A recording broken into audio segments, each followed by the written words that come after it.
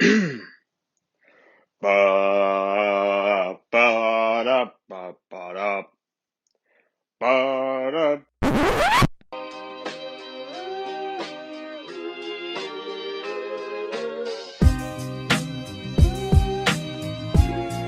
Put it in the books, in the history books. Waiting is Jones. The Mets are the world champions. In there, strike three called. He got him with a slider. LFGM. Let's go.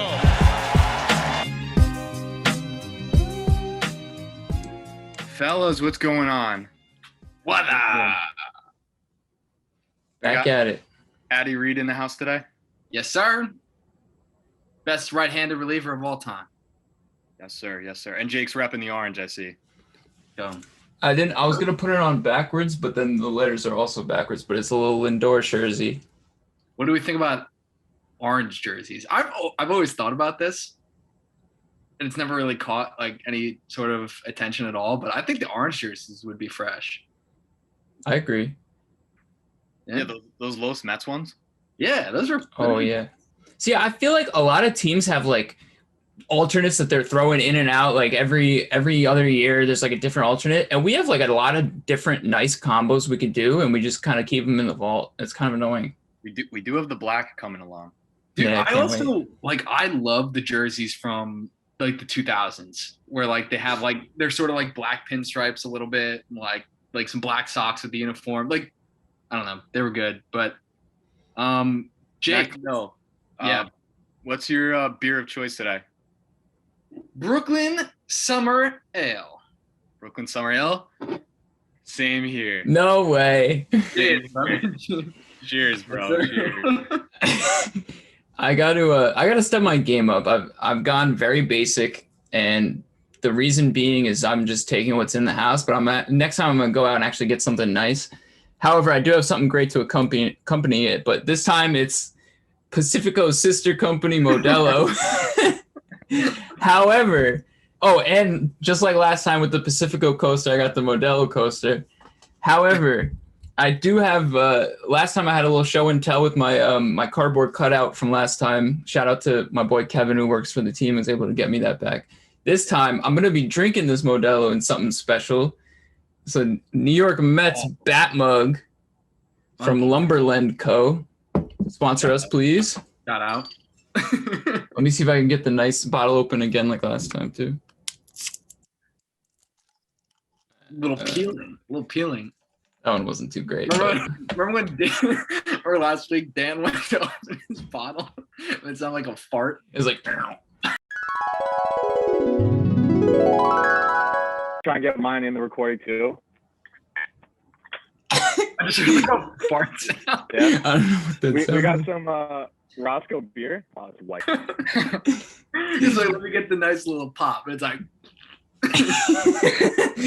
You know, Jake and I were discussing before the show how lame it is that AirPods tend to have poor sound quality on Zoom. It's kind of a shame. it's a little stupid because You would think. yeah. Anyway, not everyone Yeah. can have a beautiful free microphone. Yeah, Courtesy amen.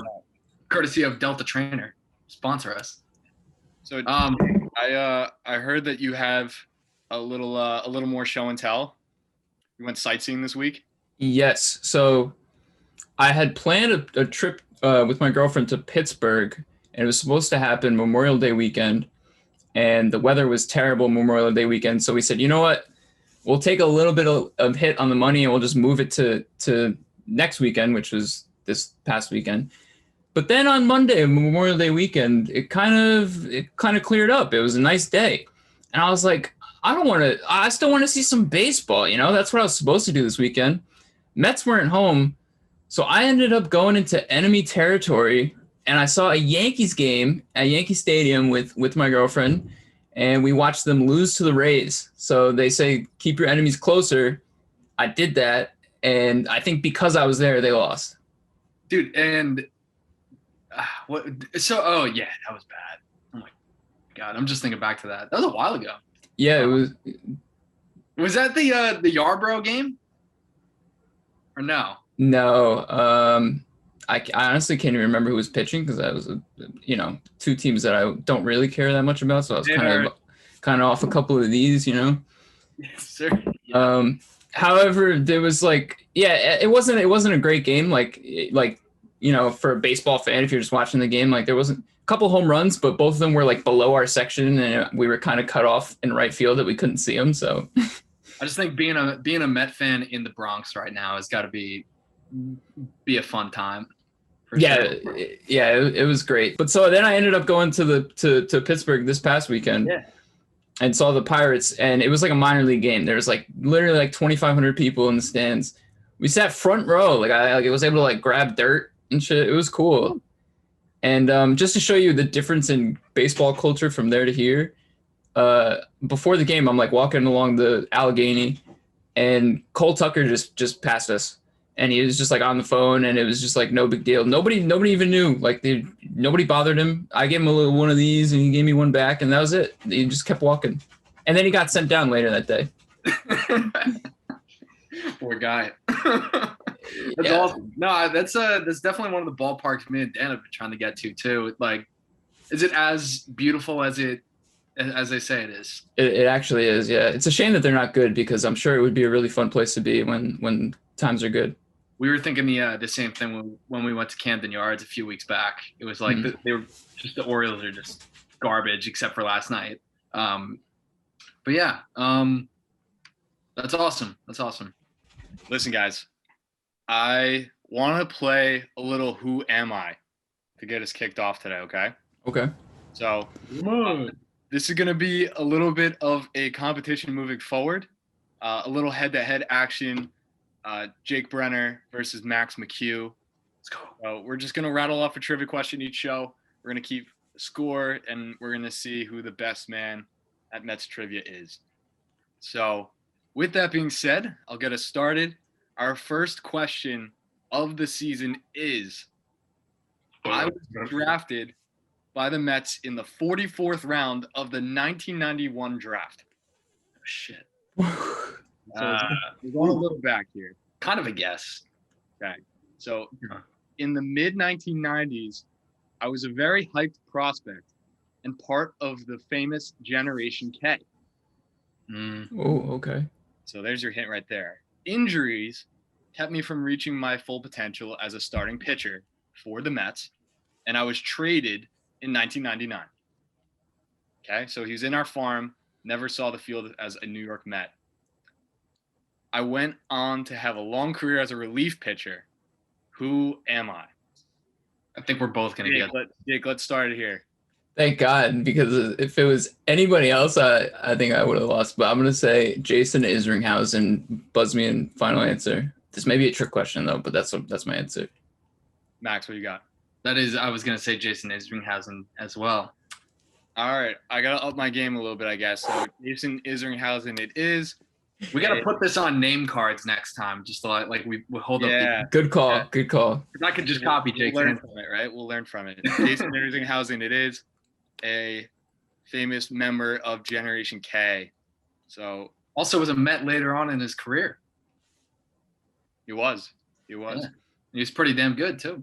So, all right, sweet. 1-0 for both of us. Yeah. Not bad. All right. Let's review some of the games from this week. So, 2-2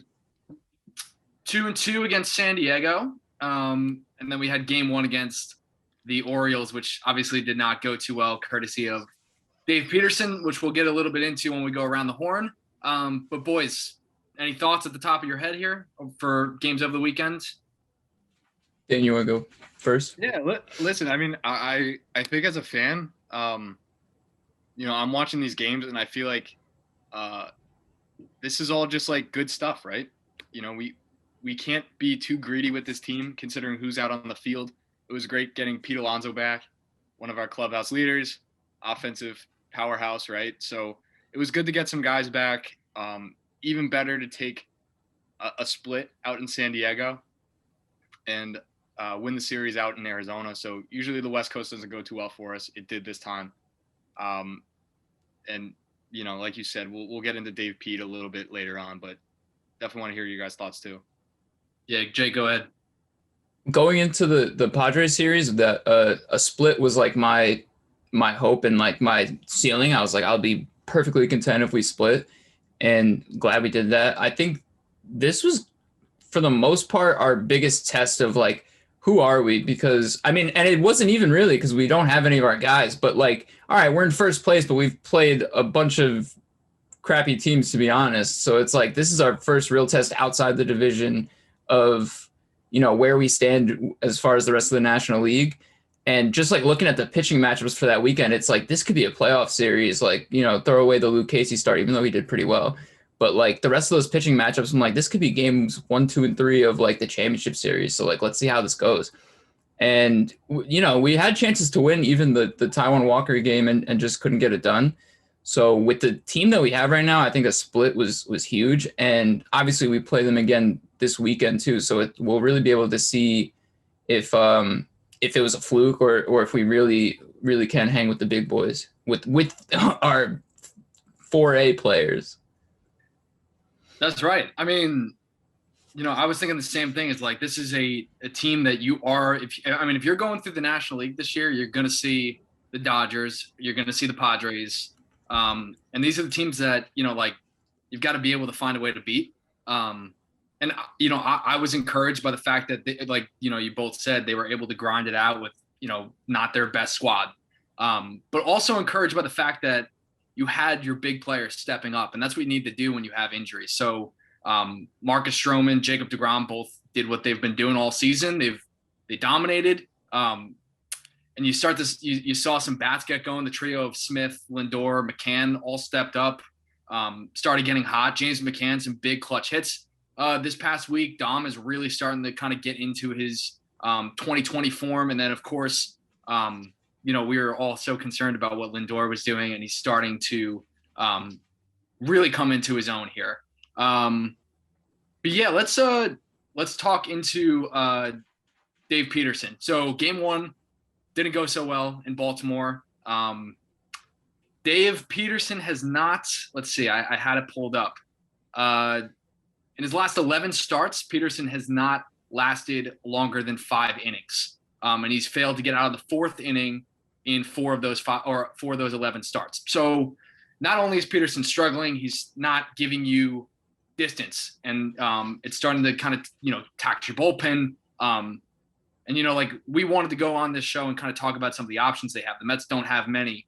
But do you guys have any sort of insight into what you would do if you were the Mets right now with Dave Peterson? I think we're really handcuffed, because it's like, in a normal season, this team in a vacuum with all the guys that they should have on the field, you just send them down, and it's like, go, figure it out in less meaningful games with a lot less pressure on you. But it's kind of hard for us to do that because there isn't really that many different options to replace him right now. And I just wanted to say, I saw a lot of people saying oh, he's turning into Steven Matz 2.0. But it's really even worse than that, dude. Steven Matz would have a blow-up start every now and then, but he would make up for it sometimes by giving us a gem once or twice a month. Peterson is really out there struggling hard and should be in the minors. I don't want to necessarily give up on him, but there's just no way that we could continue to put him out there when we're in first place. We need to win these games, and we're out of them to the worst teams in the league by the 2nd inning. Yeah, and I do think that there is this fine line between letting a guy kind of grind out some starts when he's struggling, and when he's costing you wins. He's not giving you distance. So he's not really providing any sort of value right now. It's I was watching the game last night, and he's barely getting through the 2nd inning. And he's lucky he got out of the 1st inning because of that blown call. He had runners at the cornerstone. If they had not gotten out of that, that would have been pretty damaging. But Dan, I know you've been looking into this a little bit. What do you think? Yeah, it's no secret that Dave Peterson's struggling right now. I don't think it's fair to call him the Steven Matz or anything yet. Young kids struggle. It happens. We've seen it time and time again. And I think it's interesting that like the way Dave Peterson came up through our system. He like he was so good right off the bat, right? And it's almost hurting him now, right? Because he hasn't really had those growing pains, right? He stepped into an important role last year, and he thrived. And now he's going through his growing pains, and we're all like ready to kind of ride him off. Here's the thing, though. I think that someone said this morning, I think it was Max, that Dave Peterson might need a reset, you know? And there's nothing wrong with that. I think, you know, whether that be skipping a start, whether that be a little stint in AAA,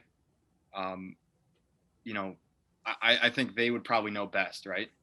So some options, if they do decide to kind of give him a little bit of a breather, you know how I feel about Sean Reed-Foley. I feel like he is a perfectly legitimate spot starter. He's been up and he's pitched in big league games this year for the Mets, and he's been pretty good. Another candidate, Jared Eichhoff, who's sitting out in AAA. He is sporting a 4.62 ERA, which isn't really much better than Dave Peterson's ERA, which is sitting at 6.32 in the big leagues. So I don't know if that's worth it. I think the more intriguing option for the Mets is Sapoki.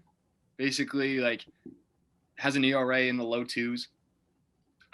Lefty, you know, but it's a matter of whether you want to, like, if you're going to bring him up, you want to kind of let him stay here, right? You don't want to have him just have a spot start and then have Dave Pete back in the rotation, right?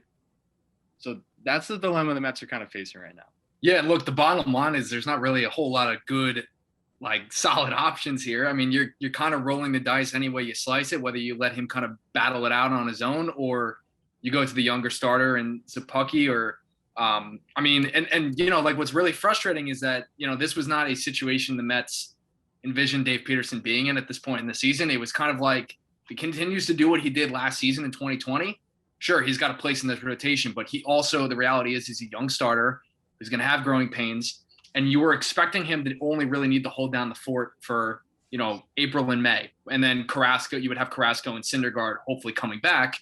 And unfortunately, it looks like they're going to be ready at some point later in the summer and not super soon. So, and you're not, and I don't think this is a situation where you go out and you add a big starter via trade, because there's just not that many out there. And if you do add somebody, it's going to be overpaying. So, interesting dilemma, and, you know, hopefully this gets worked out. But any other thoughts on that one?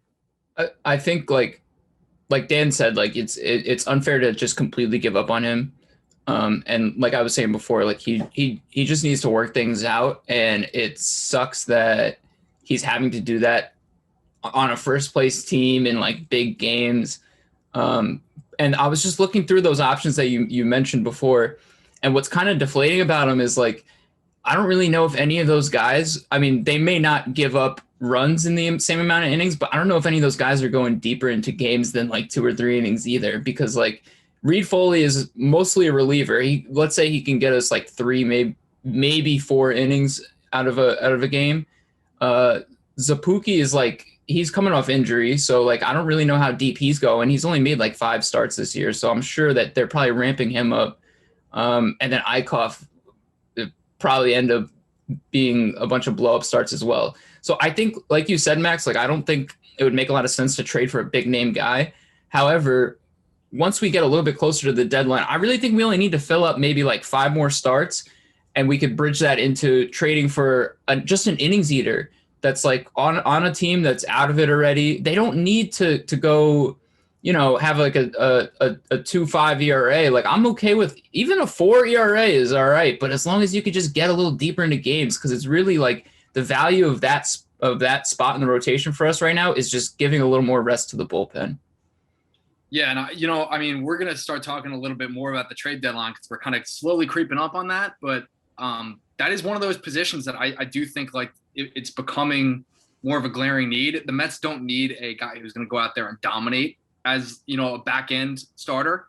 But what they do need is, you know, somebody, a veteran presence of sorts, who they can rely on game in, game out, who's going to give them innings, not burn out their bullpen, and keep them in ball games. So, but they're not going to get that from a lot of the young starters they have. I did want to talk about something interesting that might, kind of stir some debate, big picture stuff, but it happened during the Met game last night. There was that ground ball to third base that Ryan Mountcastle hit in the first inning. The umpire initially blew the call. It was a double play ball. Lindor was able to skim his foot on the second base bag. They threw it to first. They called him safe. They reviewed the play, and it took, it felt like it took forever. It felt like it was like between a 5 and a 10-minute review. It just was taking an eternity. And they ended up calling him safe. He was clearly out. And Gary Cohen had some very interesting comments on that during the game. I was listening to it, and I knew that it was going to kind of turn into something that people would talk about. I'm just going to read the quote really quickly. This is him speaking. They take so much time, and they get it wrong. I just don't understand. How can that be? What is the point of even having review if they don't even get the calls right? It's pathetic. It's just pathetic. Just the whole system. Just take the whole system and throw it in the garbage. That was the big one right there. It's a joke, a total utter joke. And I couldn't agree more, and I couldn't have said it any better. I was just thinking, it's like, what are you doing reviewing all these plays, taking the time, that much time to review a play, and you still don't get it wrong? And it's like, that was one of those calls where it was so glaringly obvious that the runner was out, and the umpires watched it for 10 minutes, overthunk the call, and got it wrong. And it's like, you're talking about a game that's trying to get faster, the pace of play quicker, and you have people just staring at the screen for 10 minutes waiting for a double play call in the first inning, and it's not even the correct call. So, what do you guys think? I agreed with Gary wholeheartedly. I was like, what is the point of this if we're just going to not even get the calls right? Hey, you want to jump in?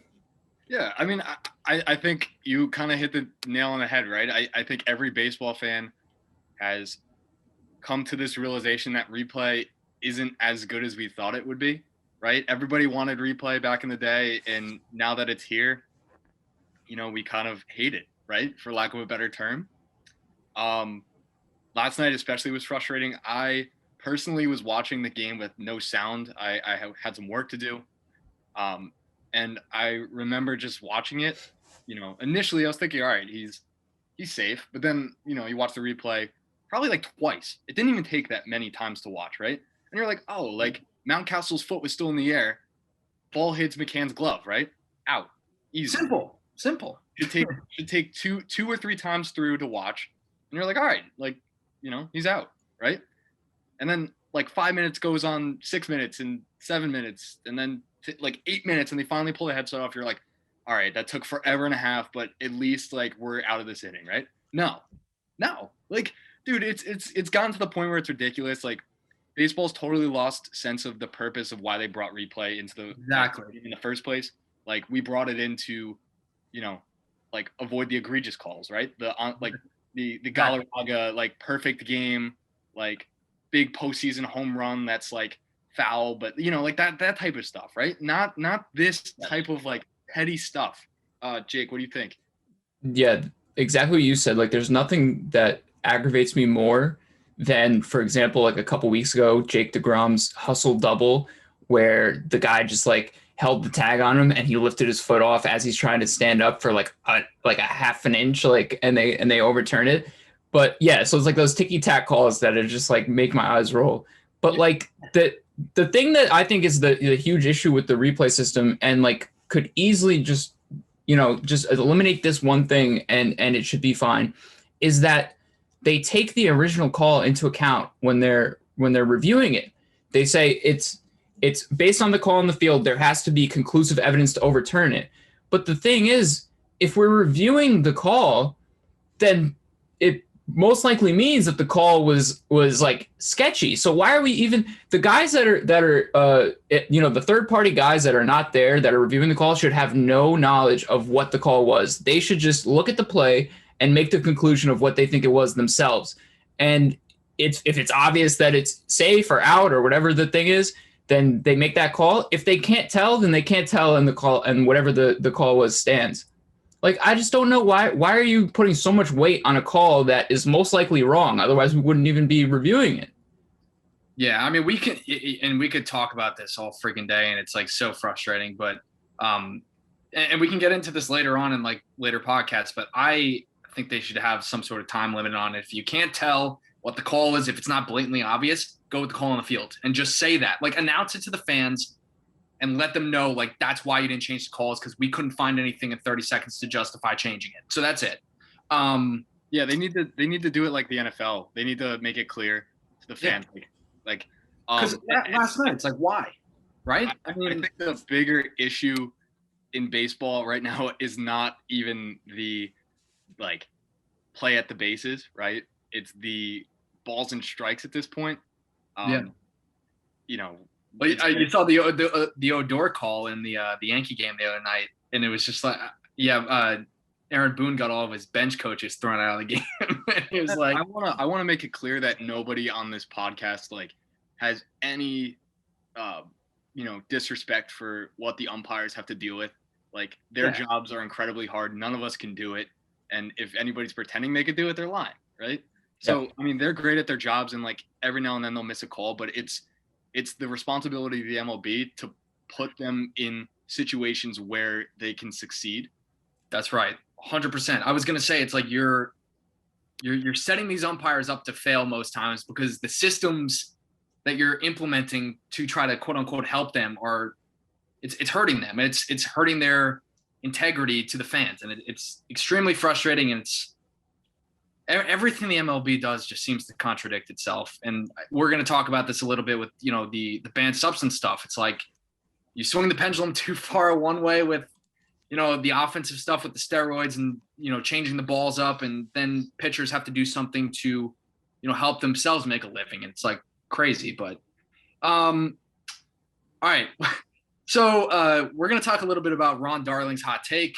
This has been made pretty public here with social media and such, but Ron Darling, a man who watches the Mets every night, has Walker Buehler ranked number 1 ahead of Jacob deGrom, followed by Garrett Cole, Charlie Morton, and Zach Greinke. I know we got some thoughts on this. Yeah, I don't know. I saw a lot of people saying, I saw the graphic of his top 5 there, and then I saw a lot of comments saying like, oh, like he's on national TV, he's just trying not to be a homer. He's the best pitcher in baseball. Like there's no homer issue about it. Like if he's the best guy, he's the best guy. But like the other thing that I don't get is like, you could say, oh, he doesn't want to be a homer. That's why he put DeGrom second. That still doesn't give me any reasons why Charlie Morton is sniffing this list at all, or Zach Greinke.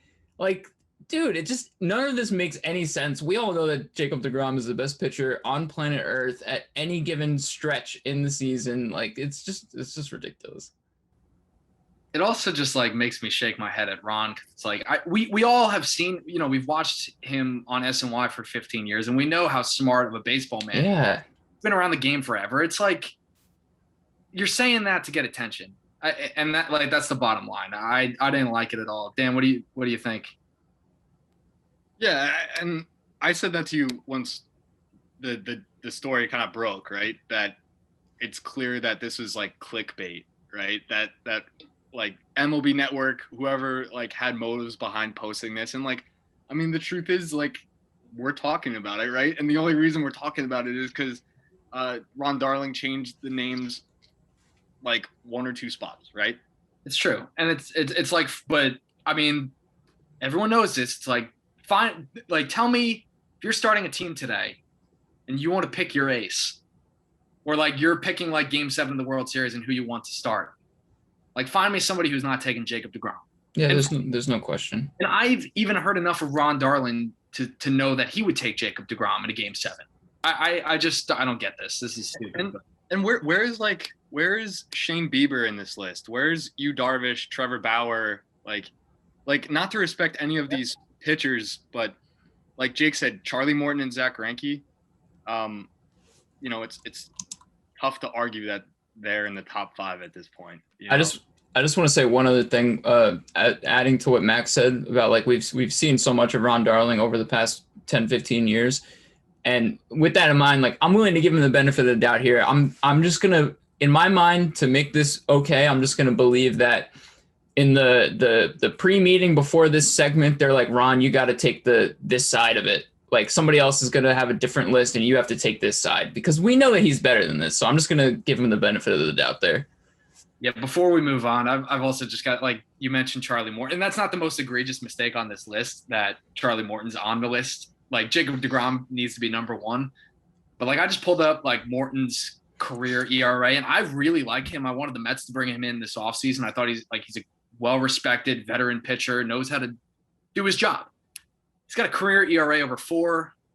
His last 2 seasons, 4.21, 4.74, 3.05. Like, he's not a top 5 pitcher in baseball, and he's certainly not better than Shane Bieber, who just, is flat out dominant. So, I mean, Ron, you're better than this. We know it, but all right. Dan, you want to share this day in Mets history? It's a pretty good one this time. Yeah, let's hit it. So this day in Mets history, June 9th, we had a few nuggets to choose from, but obviously one of the more memorable ones. June 9th, 1999, after being ejected in the 12th inning by home plate umpire Randy Marsh for arguing a catcher's interference, Bobby Valentine returns to the dugout with a fake mustache and glasses. The National League suspends manager Bobby Valentine for 2 games and fines him for using the disguise. Now, keep this in mind. This is the man who is running for mayor in the great city of Stamford, Connecticut. Let's go. So, I mean, this is one of the funnier moments in Mets history. I think every Met fan remembers this. It's kind of like an iconic moment where Bobby Valentine shows his character. You guys have any thoughts on this? He's the GOAT. And that was it's one of the, it's not only like one of the moments in Mets history, it's one of the best moments in baseball history. I mean, you see this on every MLB blooper video that is out there. It's classic. It's a good laugh. And like in a day where managers typically don't have a lot of personality, Bobby V was not lacking personality. So yeah, it was a good one. All I could say is I wish I was older when that happened. Like, imagine if that happened now. Like, that would just be so funny to watch that on TV. Picture Luis Rojas doing that, or Aaron Newton doing that, or I mean, like, it's unbelievable.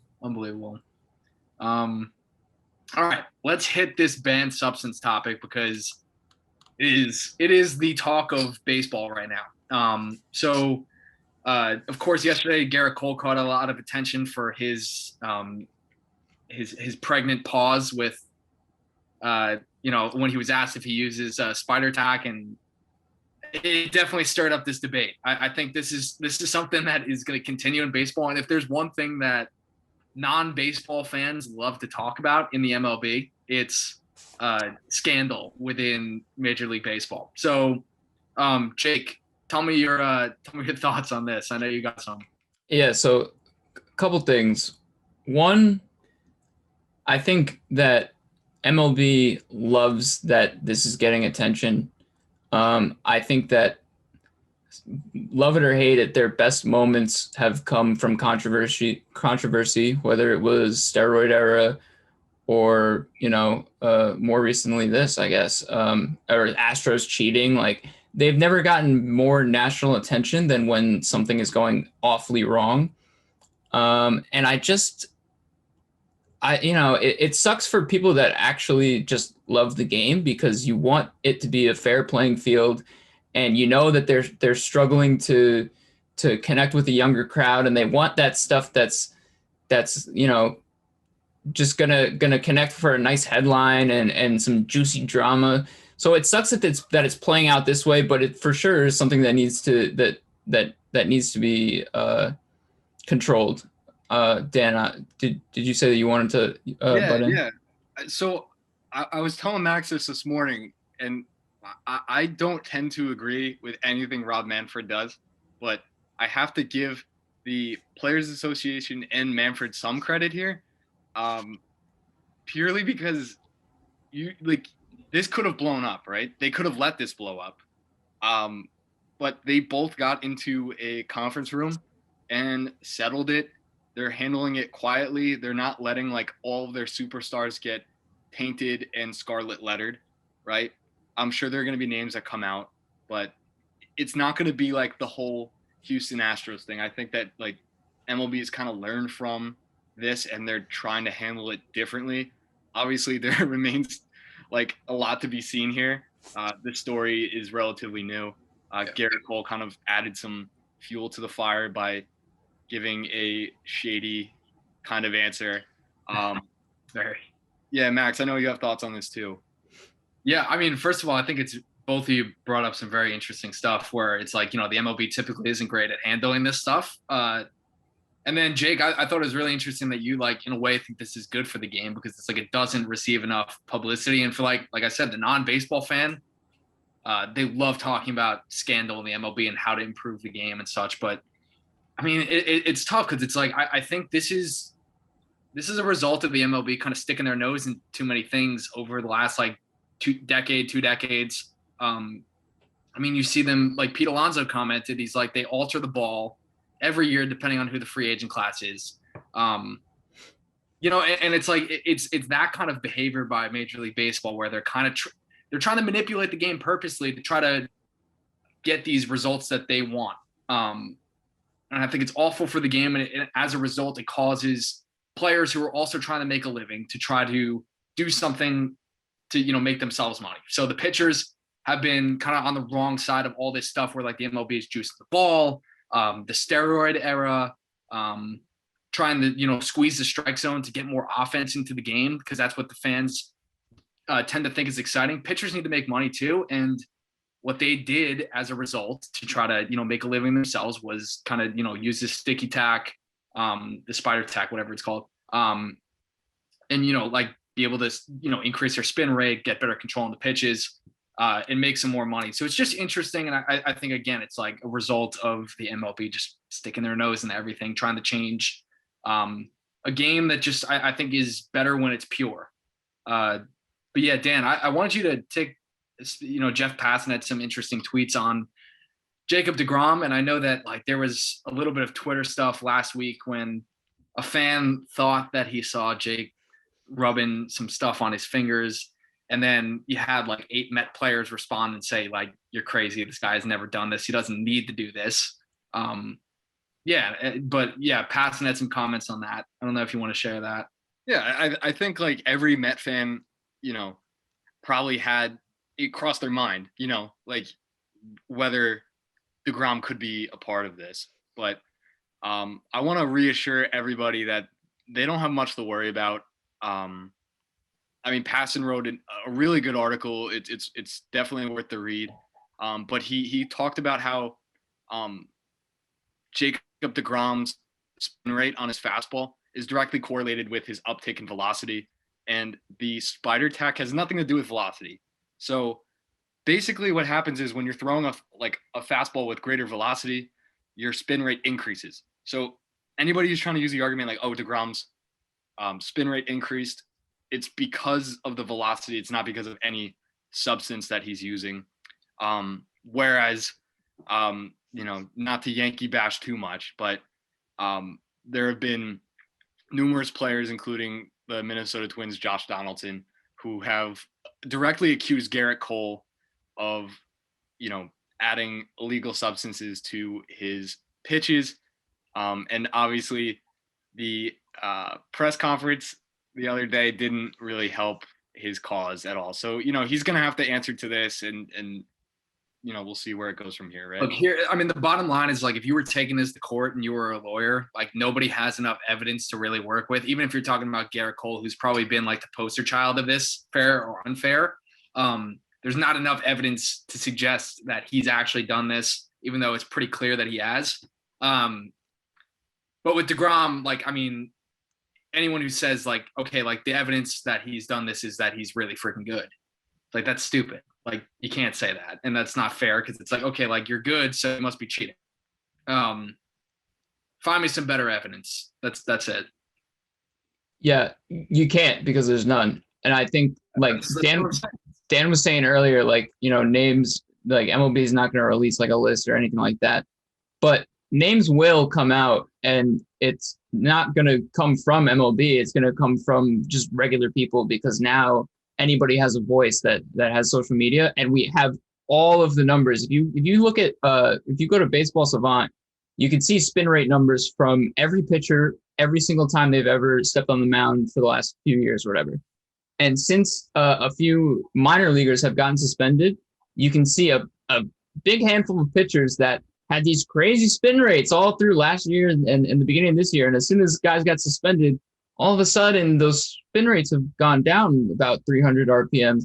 And Garrett Cole's one of those guys, and Jacob deGrom's not. And I just got to say, like, I hope that somebody with a blue check mark comes out with a couple lists, because it's going to feel so good for all those Yankees fans and even just non-Yankees fans that were like, oh, Jacob deGrom's not best pitcher in the league. It's Garrett Cole, or it's this guy or this guy. When all those guys come down and Jacob deGrom is still out here just pumping 101 past guys, like I'm telling you, like I'm trying not to Yankee bash right now. It's really hard not to, but I was so sick of, like, for the last like 2 or 3 years having this debate with Yankee fans over and over again, and like hearing that Garrett Cole is a better pitcher than Jake. It's like, I mean, Jake is just unreal. He's going to be one of the best pitchers to ever do it. And like with all this coming out, it kind of makes me smile a little bit, because Garrett Cole, like, he might be cheating, you know? I'm full, like, you know, you can come with the pitchforks at me if it turns out that Garrett Cole was actually not, but I'm fully believing that he was, and he wasn't better even with that.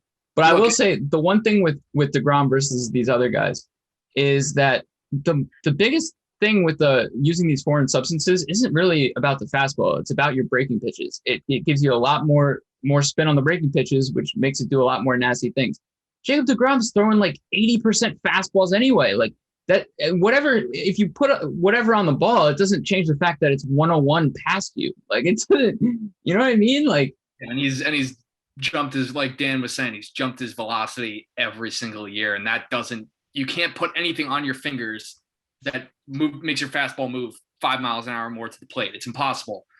Last thing on Garrett Cole, it's not so far-fetched to think, like, when did he get good? He got good in Houston, really. He was a decent pitcher in Pittsburgh, but he got elite in Houston. And it's like, is it really that far-fetched to say, like, you know, Houston was doing all this stuff with the trash can banging and all that, but like they didn't try to, you know, sticky tack up the balls or spider tack up the balls and like make their pitchers better? Because, you know, like, it's a track record. It's like Cole got better there. Verlander got better there. Charlie Morton got better there. It's not so far-fetched to think that these guys might have been doing something, you know, because they were cheaters. They were accused cheaters. So I don't know. I'm just gonna say, sorry. This is just such a big thing that I feel like I gotta say this as well.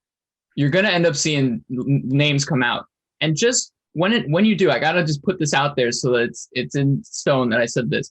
When you do see names come out, just count how many of them are associated with the Dodgers, with Trevor Bauer, with the Astros, and with the Red Sox. And I'm guaranteeing you that 99% of the guys that are coming down from this have connections to those four parties right there. I'm telling you. Yeah, like, I mean, I'm one of these people that, you know, doesn't want the game to be touched. I want it to be pure, and like cheating, not cheating. Walking that fine line of the rules is kind of something that baseball does generally, and I like that, but I want cheating out of the game. So hopefully, like, you know, those organizations kind of learn their lesson. And Jake, I think you're going to be right. I think there are going to be a lot of names tied to those organizations.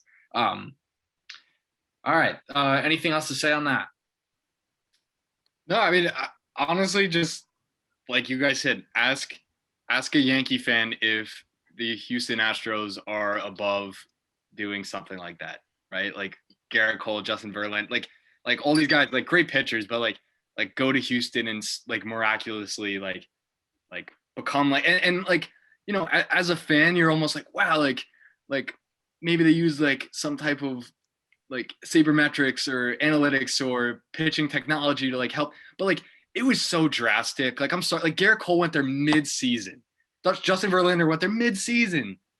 Like I'm sorry, like you know, I think it's easier in hindsight to draw those connections, and you're like, okay, it kind of makes sense. But right? Look, you can't, like Jake was saying, he was at, you know, in the Bronx the other day, and he was hearing still like Altuve chants and stuff like that, and it's like, all right, you can't be on that end of the spectrum and be like, okay, every Astro is a cheater and they will always be cheaters and they're the reason we're out of the World Series. And then you sign one of them and all of a sudden he is like, you know, a saint. And he would never cheat and he would never do anything that would walk the line of cheating. And it's so, yeah, I mean, I just think it's one last thing, and this is not a rhetorical question.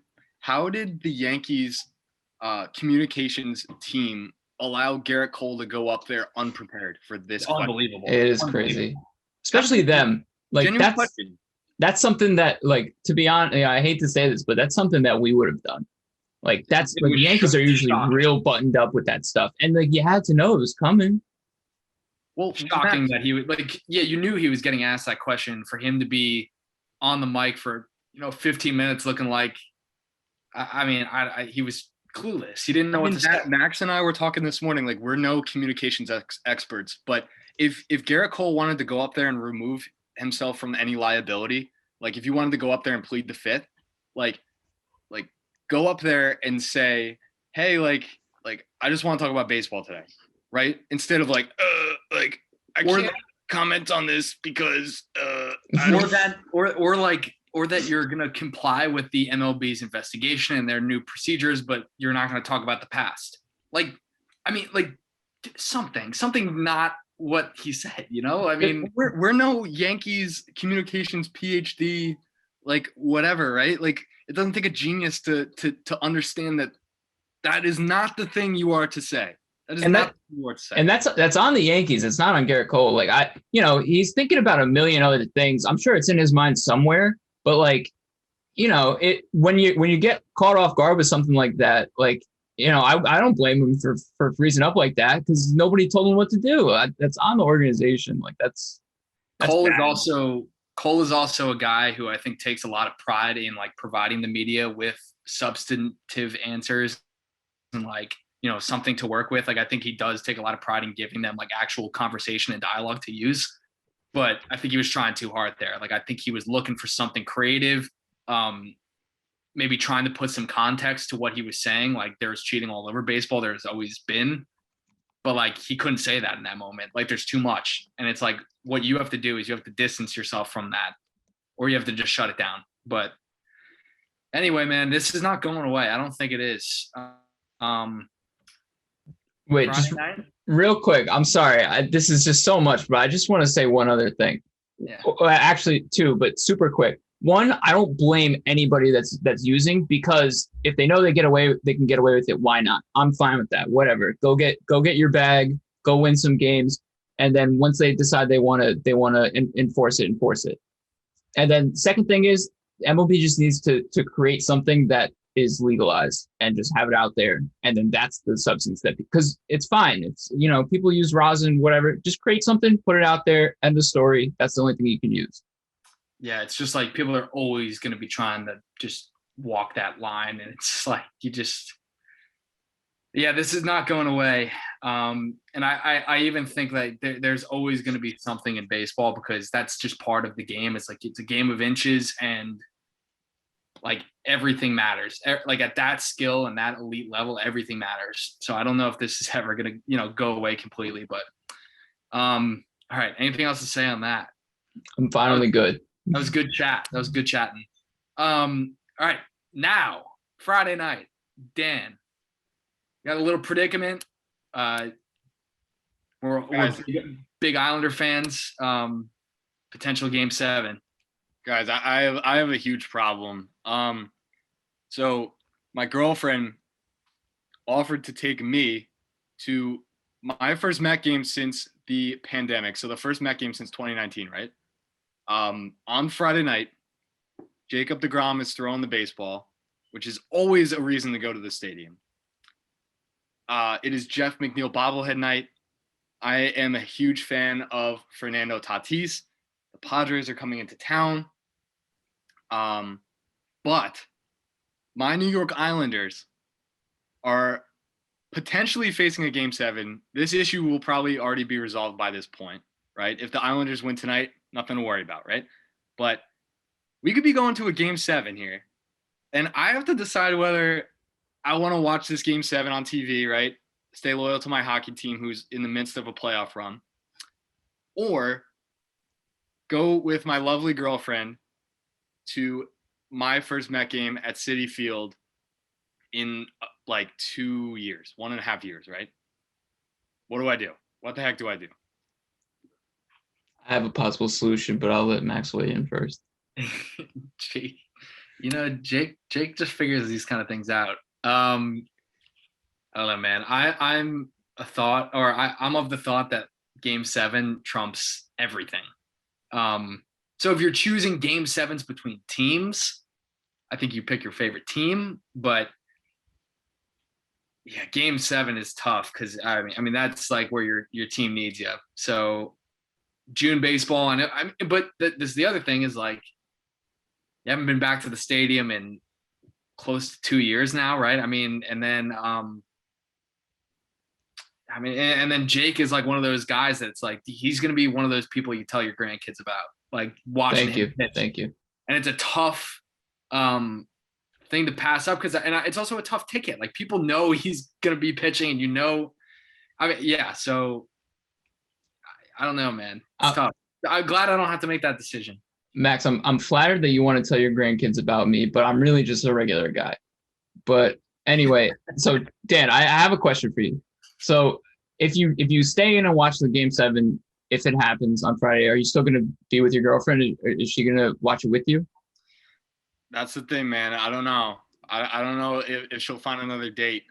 Oh, didn't even think of that possibility. Well, Jeez. If you do stay in and watch that Game 7 that could happen on Friday, I might have another date for you, and you might be looking right at him for the next day. How about we go to the game on Saturday if you're going to want to watch the game on Friday at home? Solution.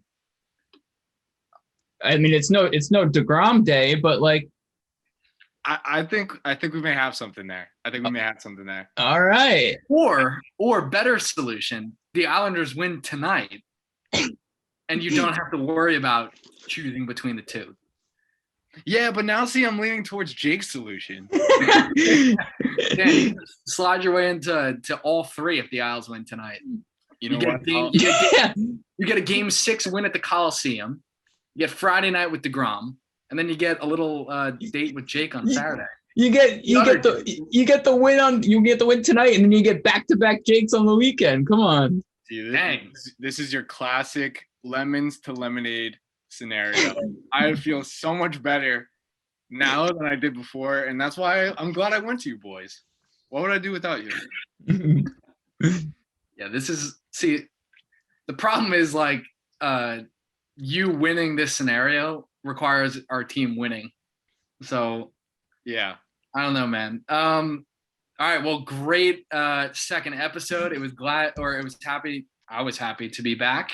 And that was a good baseball chat right there. There was a lot to dive into there. Looking forward to next week. And hopefully the Mets are still sitting at the top of that division. Boys, have a great rest of your week, and we will talk then. Hey, make sure you give us a follow. AmazinAgain, no G at the end of amazing, just AmazinAgain. YouTube, Instagram, Twitter, TikTok, and Anchor, where we have our podcast. All right. Take care, LFGM. boys. LFGM.